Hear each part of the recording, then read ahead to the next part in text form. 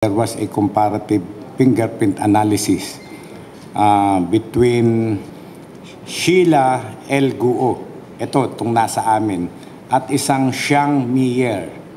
Okay?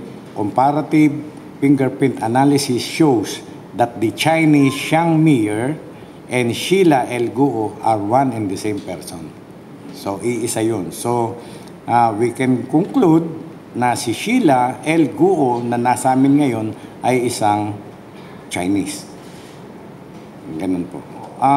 Kaya sinacharge namin siya ng violation ng Philippine Passport Act dahil sabi nga po kahapon ni SOJ Boying Rimulya na it appears that yung kanilang passport ay fraudulently secured.